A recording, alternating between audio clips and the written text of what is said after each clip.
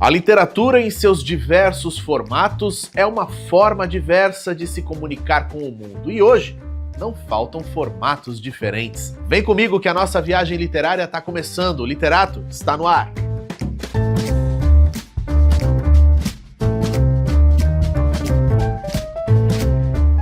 O terror volta a estar no foco do Literato, mas dessa vez de forma breve. Marcelo Soares lançou seu novo livro de microcontos e eles trazem o medo como mote. São livros que falam muito sobre relacionamentos de pessoas, sobre observação de mundo, sobre realidades, como as pessoas se interagem, como as pessoas vivem. E eu acho que é um pouco isso o que Marcelo Soares é. Eu acho que é um pouco o que eu sou. Eu gosto muito de observar as pessoas, eu gosto muito de ver como as pessoas se comunicam, como as pessoas se relacionam e como a vida é complexa ao mesmo tempo que é simples dentro dessa questão. Né? A poesia de André Zahar, um homem em busca de si, no Eu Sou. A guerra é um investimento. A guerra é um momento em que homens sujos sonham curto e os mais covardes se consagram. E hoje Ana Paula Alves lê Carlos Drummond de Andrade pra gente no Café com Poesia. O amor faz uma cócega. O amor desenha uma curva, propõe uma geometria. O amor é bicho instruído. E se você quer dicas de leitura, a gente ainda tem o Na Estante e o Tá na Lista. Então vem comigo, que a nossa viagem literária tá só começando. O Literato está no ar.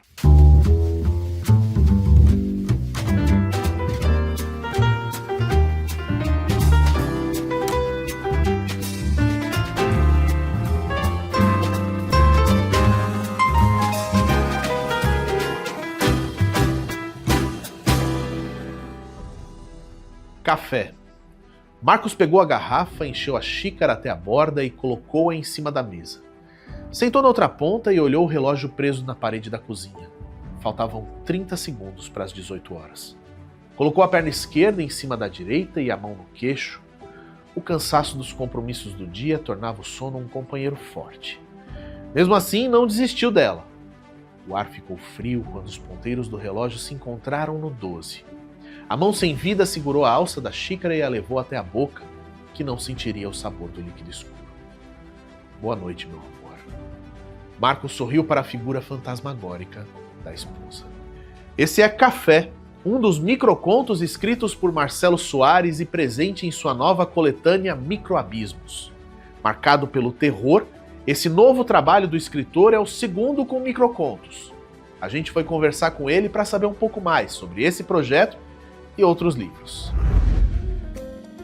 Olá, minha gente, mais um Entrevista com o Autor. No dia de hoje a gente tem Marcelo Soares. Obrigado, Marcelo, por ter aceito o nosso convite. Eu que agradeço, né, por estar aqui no Literato mais uma vez, né, segunda vez que eu tenho aqui, é um prazer.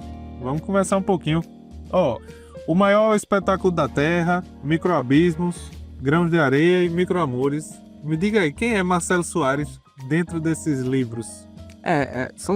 Os livros eles são inclusive muito distintos, assim, né? O primeiro livro, O Maior Espetáculo da Terra, é uma novela sobre uma relação de um pai e uma filha que estão distanciados e ele está tentando reencontrá-la. O Microamores é um livro de microcontos, o Microabismo é um livro de microcontos, o Microamores sobre amores, relacionamentos, o Microabismo sobre questões sociais, sobre terror, sobre insólito, e o Grão de Areia é uma história de amor também, no interior do estado, né, na cidade de Areia, da Paraíba, da qual eu sou natural, é minha cidade natal, e que espelha um pouco a relação com o meu padrasto e da minha mãe lá nos anos 60. Então são livros que falam muito sobre relacionamentos de pessoas, sobre observação de mundo, sobre realidades, como as pessoas se interagem, como as pessoas vivem. E eu acho que é um pouco isso o que Marcelo Soares é, eu acho que é um pouco o que eu sou. Eu gosto muito de observar as pessoas, eu gosto muito de ver como as pessoas se comunicam, como as pessoas se relacionam e como a vida é complexa ao mesmo tempo que é simples dentro dessa questão, né? Então, sim, é um pouco esse caminho. Como é que tem sido escrever nesse mundo tão cheio de informação? Tem sido muito complicado no sentido de concentração. Eu acho que para quem escreve, uma das grandes dificuldades provavelmente seja exatamente a disciplina e a concentração. Porque a gente tem muito uso de internet, muito uso de celular, tem muita série, muito filme, muita coisa para ver, então você às vezes desfoca, né? Às vezes você sai um pouco porque você está muito aturdido com muita coisa na cabeça. Fazer um processo ao longo de um tempo e saber que tem que manter aquilo ali, senão você vai se atrasar nos seus planejamentos ou você vai demorar muito para terminar uma obra, acho que é o mais difícil hoje em dia, pelo menos para mim, eu acho assim. Sim. Microcontos, microabismos, né? Ele... E você tem também microamores. Escrever no micro fala um pouco sobre o século que você hoje vive. O microcontos é um gênero que ele existe desde antigamente, desde há muito tempo existe. Aqui no Brasil, por exemplo, o Dalton Trevisan, que faleceu recentemente, né, foi um grande expoente da produção de microcontos, principalmente nos anos 90, mas eu acho que realmente ele cresce muito no período do uso da internet. Sim. A partir do uso do antigo Twitter, né, a partir de Facebook, Instagram, essas redes sociais, que tudo é muito rápido, né? Sim. Tudo é muito curto para as pessoas, né, aprenderem as coisas muito rapidamente. E foi onde eu conheci o microconto, né? Foi onde eu conheci esse tipo de formato de história, que conta uma história, às vezes com um parágrafo, às vezes com uma linha, às vezes com uma página. E foi onde eu comecei a produzir. Eu comecei a fazer microcontos para jogar nas redes sociais. Só que era, assim, Twitter era 145 caracteres. Sim. Então você conseguia escrever muito rapidamente, e é um desafio. O que é que você tem lido? Mas antes eu queria saber qual é o circuito aí que o Microabismos vai percorrer. Você disse que foi selecionado, né, no Arte da Palavra. Esse ano, 2025, eu fiquei muito feliz porque eu fui selecionado no circuito Arte da Palavra do Sesc, né? Que é um circuito nacional que leva autores para debater suas obras, sua produção, sua carreira com outros autores da outra região. Eu estou debatendo com a Tânia Souza, que é a autora, também faz contos de fantasia, de terror e também poesia lá do Mato Grosso. É maravilhosa ela, e a gente tá fazendo esse processo de rodar pelo país, né? Então a gente esteve agora em Minas Gerais, ainda vai estar em Natal, ainda vai estar na Bahia, vai estar em Goiás, vai estar em Sergipe, então levando o livro e falando um pouco sobre microcontos e sobre o próprio microabismo, né? Então, Qual a importância desse fluxo? eu acho importantíssimo para levar as diferenças que existem de literatura no país, né? No Brasil, né? Por exemplo, para mim, conhecer um autor de Mato Grosso, por exemplo, e conhecer outros autores de outras regiões é importantíssimo para ter um pouco de amplitude da visão do que existe nesse país, porque a gente é muito plural, né? O Brasil é um país muito plural de produção literária, e para mim tem sido interessantíssimo participar. Eu acho importante para qualquer autor fazer um circuito desse, tá? Fazer uma roda pelo país e poder ir vendo o que está sendo produzido. O que é que você tem lido? Rapaz, eu tenho lido muita produção paraibana, lido, aí eu vou citar o que eu sempre cito, que é Isabel Kidier, Tiago Germano, Bruno Ribeiro, Débora Ferraz, Roberto Menezes, estava lendo Meio Estreito esses tempos também, que é um livro dele muito bom. Incrível. Então, nos últimos anos eu tenho entrado muito na produção paraibana. Eu moro aqui, eu vivo aqui, então é bom saber o que as pessoas daqui estão produzindo. Também, né? Ainda mais nesse gênero que eu gosto muito, que é o gênero do conto, que é no gênero do insólito, que é no gênero dessas produções que falam sobre questões sociais. São caminhos que eu estou hoje em dia vertendo muito para a minha leitura. Sim. Você disse que está num processo de relançamento, né, do maior espetáculo da Terra, não é isso? Eu estou no processo de pré-produção para um dia relançá-lo, né? O livro ele já está fora de catálogo e eu estava querendo revisar e ampliar e fazer uma nova versão e também, sei lá, mudar o título, arranjar uma outra editora e fazer um outro processo para esse livro, porque eu acho que é um livro que eu gosto muito dele, não só porque foi meu primeiro lançamento, meu primeiro trabalho, lá em 2018, mas acho que é porque também eu acho a história dele muito boa, que é uma relação de pai e filha, e trabalha com essa questão do circense, trabalha com memória, trabalha com problemas familiares, então acho que é um livro que tem uma história que dá para ainda reorganizá-lo e fazer mais coisas com ele, sabe assim. E tem um próximo lançamento, né? Eu sou, assim, a gente, como fala que escritora, né, quem está produzindo arte, está sempre pensando em alguma coisa, né? E eu estou fazendo uma pós-graduação em escrita criativa, na qual o meu trabalho de conclusão de curso é um livro de contos, que vai trabalhar a questão também do insólito, do tesouro também. E aí, ele já tem um título, se chama Coração dos Aflitos, faz uma referência à música do Alceu Valença, e fala um pouco sobre a pandemia do Covid que a gente passou, fala um pouco sobre questões sociais que existem aqui na Paraíba e que são complexas de existir, e fala um pouco sobre terror, sobre insólito também. Então ele está em produção, vai passar por uma banca, né? Vai ser avaliado, depois com os apontamentos da banca, aí eu vou no processo de ir atrás de editora, atrás de concurso, enfim.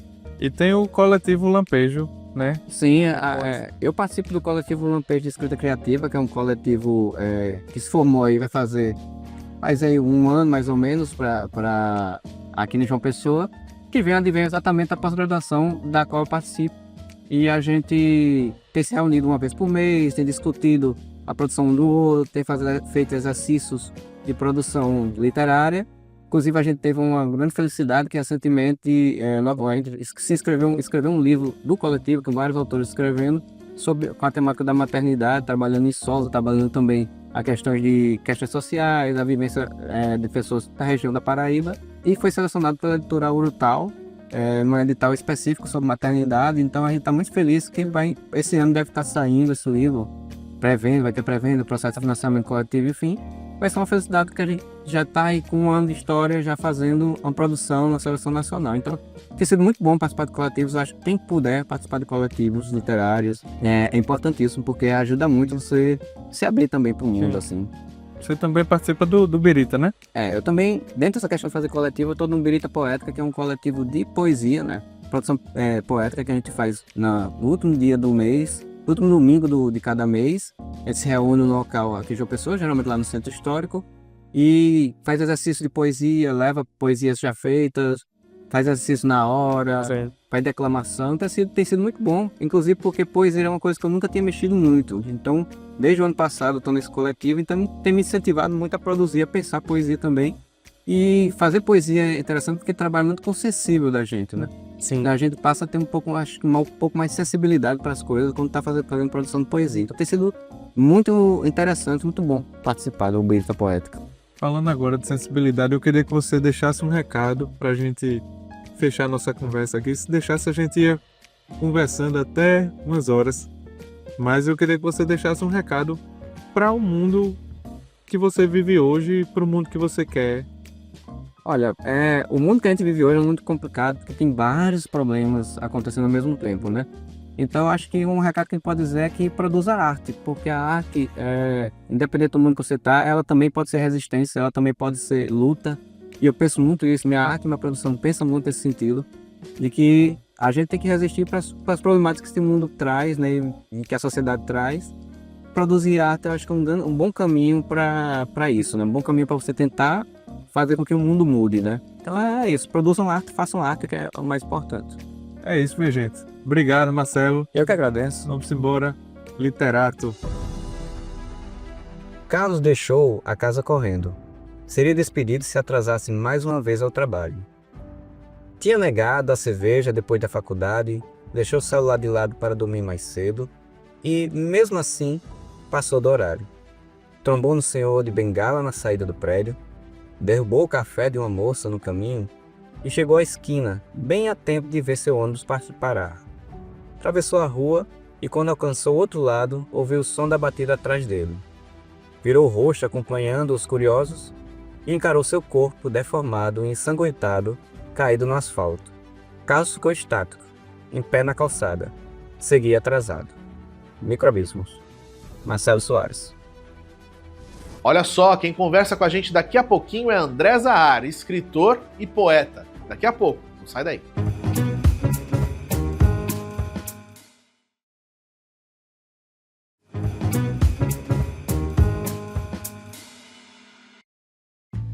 André Zahar vem de uma longa linhagem ligada à produção literária. Editores, donos de livraria, ele acabou seguindo pelo caminho da poesia e ainda está em busca de entender quem ele é.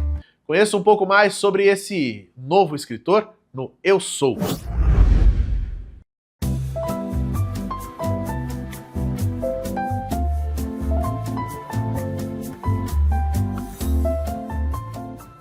Meu nome é André Zahar. É difícil a gente se definir, geralmente talvez seja mais fácil para as outras pessoas nos definirem, mas indo do fim para o começo, eu sou uma pessoa que recentemente se tornou pai, está passando pela experiência da paternidade. Eu sou um cidadão que tenta não perder a capacidade de se indignar com as injustiças, que tenta de alguma forma manter o olhar virgem para as coisas do mundo, que é o que talvez me torne também um poeta. Sou um pouco essa pessoa, também sou um jornalista, né? Queria tinha essa vontade, esse sonho de ser escritor. Então eu acho que eu, como poeta, eu sou um pouco cronista, e como jornalista eu tento, na medida do possível, ser um pouco poeta também. Uma pessoa muito movida pela curiosidade, eu acho, acima de tudo, né? E a curiosidade me leva, por exemplo, a participar de composições de música e tentar explorar a poética também das imagens através da fotografia. Recentemente também me descobri dramaturgo, ator.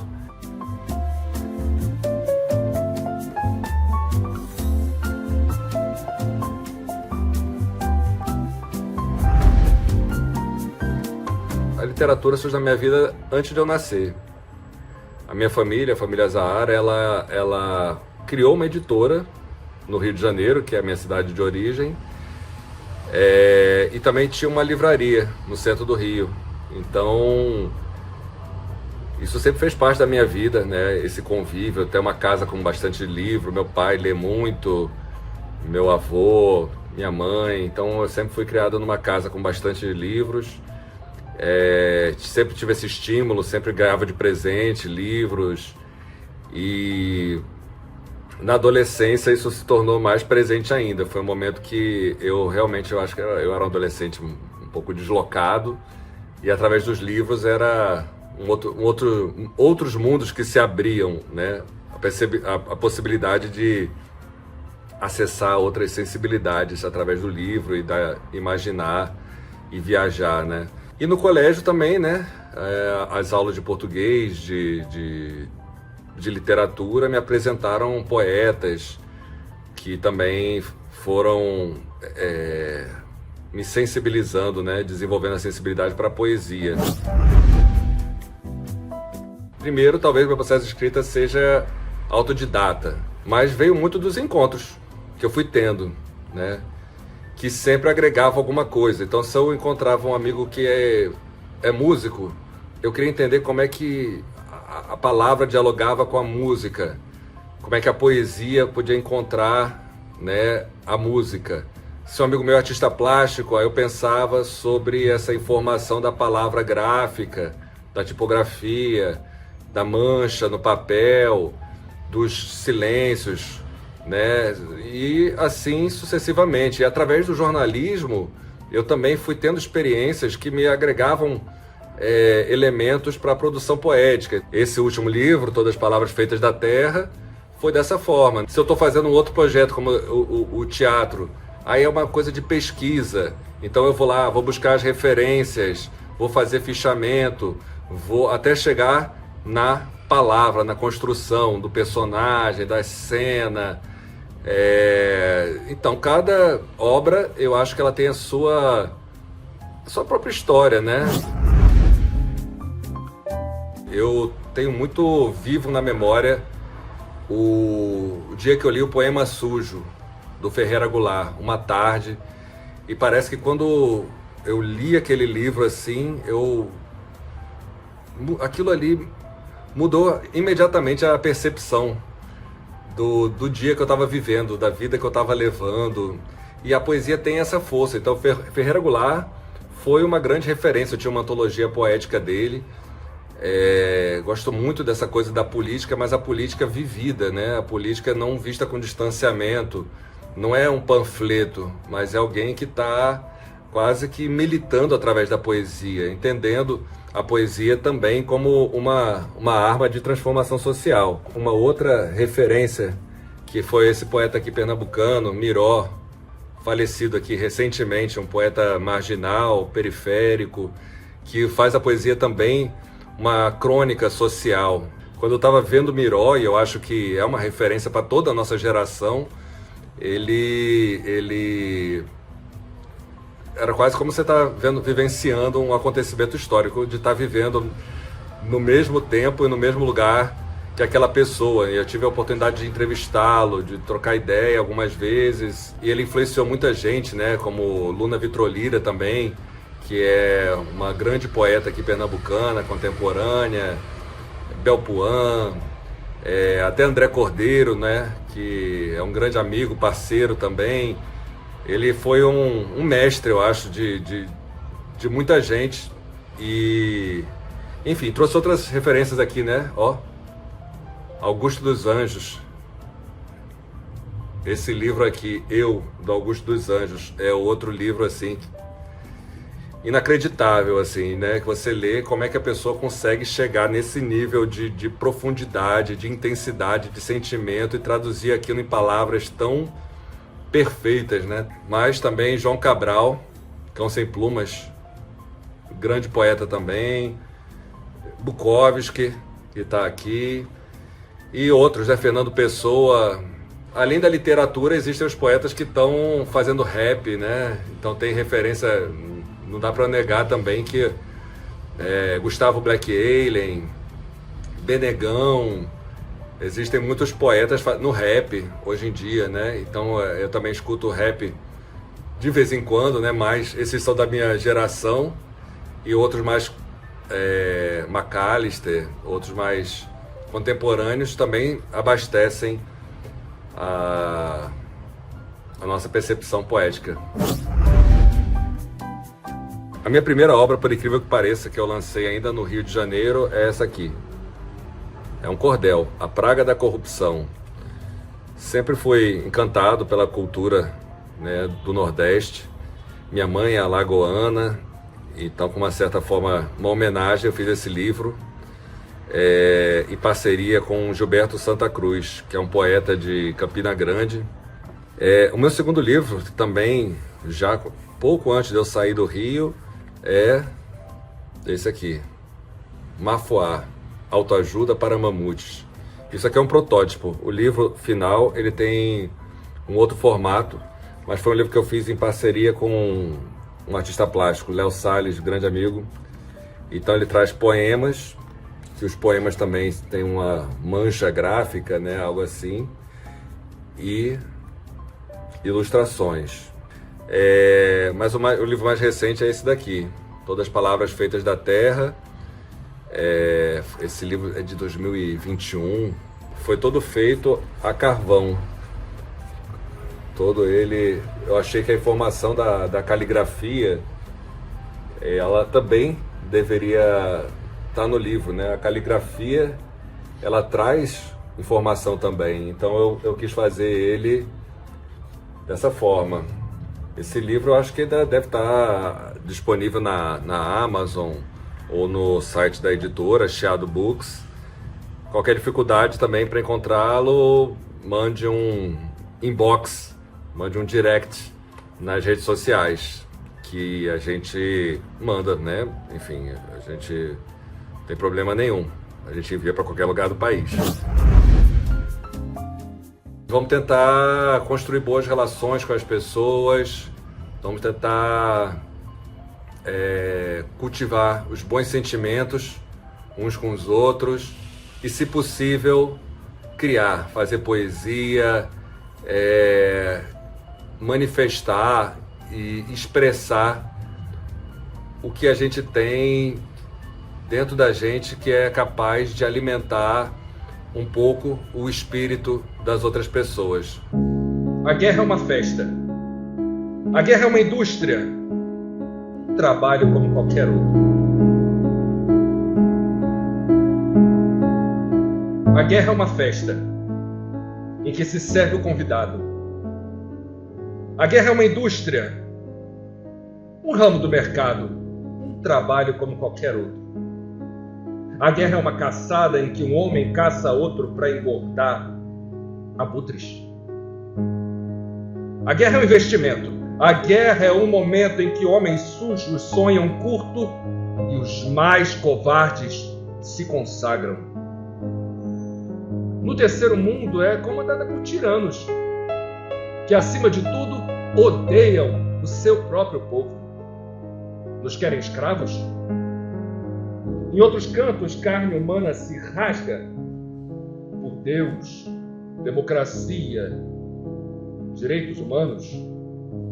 A guerra é canibalismo, sem disfarce.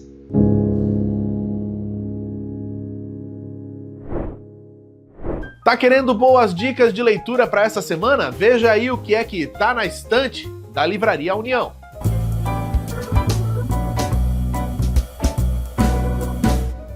Elísio Félix da Costa não é um nome conhecido no meio do repente, mas Canhotinho, esse nome todo mundo sabe que representa um dos maiores cantadores da Paraíba. Pois a história dele é contada em Canhotinho, o encantador repentista de Maria do Socorro Fernandes da Costa. A obra conta a vida do repentista que saiu de Itaperoá para se tornar um dos mais respeitados da história do Brasil. Com uma verve impecável, recitava seus poemas para seu filho, Antônio da Costa. Tanto no improviso quanto na escrita, Canhotinho brilhava. E nessa obra você vê diversos registros fotográficos e também alguns de seus mais conhecidos poemas, como Os Três Anjos, Inocência e Corrupção, entre outros. Canhotinho, o encantador repentista, pode ser encontrado na Livraria União. E daqui a pouquinho, Ana Paula Alves fala com a gente sobre as dores do amor no Café com Poesia. Poema que a gente vai ver de Carlos Drummond de Andrade. Não sai daí.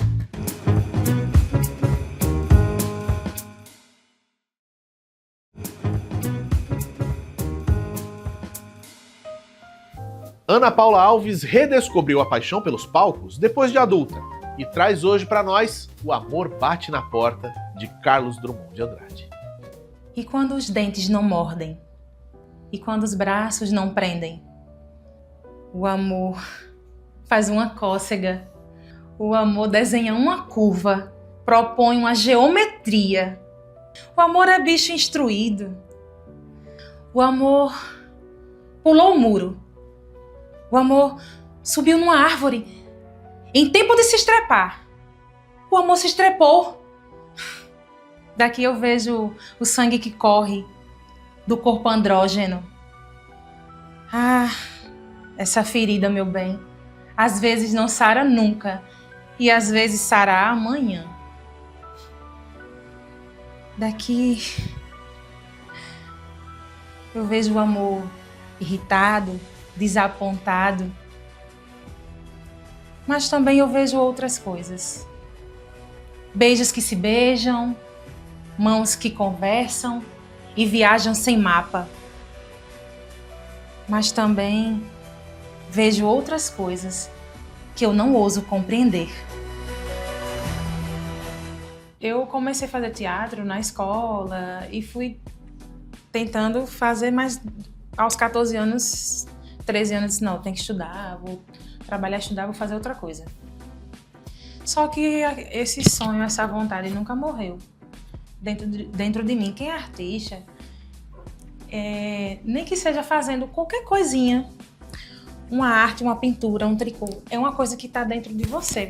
Você quer botar para fora, entendeu? Eu acho que todo mundo tem um pouco de artista, não é só o artista realmente que trabalha profissionalmente, mas eu acho que todo ser humano ele tem algo dentro dele, ele gosta de algo, alguma coisa que mexe, que toca. Eu me sinto privilegiada hoje porque eu estou podendo ter a oportunidade de ter autonomia de produzir minhas coisas, de fazer teatro, de fazer a arte de interpretar, da interpretação, desculpa. Porque não é fácil. Eu sempre falo para as pessoas que eu conheço, para os meus colegas, que admiro demais a pessoa que está ali, que dá a cara para bater, que não desiste, não se deixa abater pelas dificuldades, por falta de incentivo, e tá ali produzindo, tá ali batalhando. Não é por nada, por status, é porque realmente é um alimento para quem é de teatro, para quem é da música, para quem é de pintura, das artes, do audiovisual. É como se você não estivesse podendo se alimentar quando você não está fazendo as coisas que você gosta. Hoje eu me sinto feliz, hoje eu me sinto privilegiada porque eu tomei coragem. Eu disse, eu vou fazer as minhas coisas. E minha preocupação é muito mais em levar algo de bom, o que eu tenho de bom enquanto artista para as pessoas, muito mais do que qualquer outra coisa. E voltamos com mais dicas de leitura para você. É hora do Tá na Lista com a nossa queridíssima Sayaka Shoji.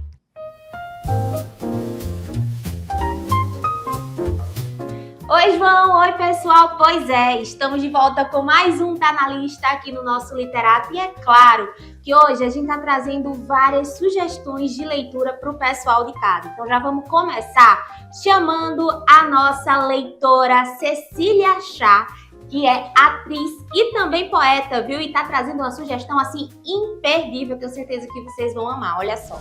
Oi gente, eu me chamo Cecília Chá, sou atriz e poeta e tô passando aqui para fazer uma indicação para vocês do livro de Conceição Evaristo chamado Ponciá Vicência. O livro, ele fala da história da vida adulta e da infância da personagem Ponciá, aborda questões como identidade, herança identitária e a trajetória de vida da personagem. É uma leitura muito densa, mas também é muito rica e emocionante. E por isso, eu deixo essa indicação aqui para vocês. Eu não sei vocês, mas eu adorei a dica e fiquei super curiosa, mas agora é a minha vez. Vem cá, você já acordou num dia normal se sentindo absolutamente estranho, deslocado, incompreendido? Quase como se tivesse virado outra pessoa? Pois é, Kafka foi além disso. A Metamorfose é aquele tipo de livro que parece pequeno, mas quando você termina, ele é maior do que você. É uma leitura rápida, mas nada rasa, tá? É como entrar num sonho super esquisito ou num pesadelo ali meio sutil, onde tudo parece normal até que não é. E o mais perturbador de tudo isso é que ninguém parece tão surpreso quanto deveria. Kafka não entrega nada mastigado, é importante falar aqui, tá? Ele joga você dentro de um universo totalmente absurdo e diz: boa sorte, se vira aí. Talvez por isso, né, que seja um livro tão amado. E a gente se vira, viu? Porque mesmo sem entender tudo de cara, a gente sente o peso do silêncio, da culpa, da rotina sufocante, aquelas cobranças ali familiares que ninguém fala, mas que esmagam por dentro. Eu tenho certeza que vocês estão ligados mais ou menos na história, né? Porque a Metamorfose não é sobre uma transformação qualquer, tá, gente? É sobre ser engolido por um mundo em que você não sabe o que fazer com quem é diferente. E é existencial, é incômodo e é absolutamente genial. E o mais doido de tudo é atual mesmo mais de 100 anos depois. Ele ainda conversa com os nossos medos mais íntimos, isso é muito louco. E se você curte um livro que cutuca, que incomoda, que te deixa com 1000 perguntas e nenhuma resposta clara, esse aqui vai grudar em você, tá? Porque Kafka não quer te confortar, ele quer te provocar.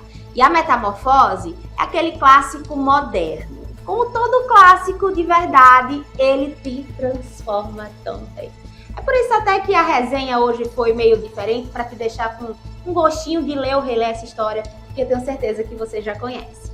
E ó, por hoje é só, João, mas a gente sabe que a gente se encontra no próximo Literato. Tchau! O Literato dessa semana vai ficando por aqui, mas se você quiser rever o programa de hoje, vai lá no canal do YouTube da TV Cidade e aproveita. Semana que vem tem mais, hein? Um abraço e até a próxima sexta. Tchau, tchau.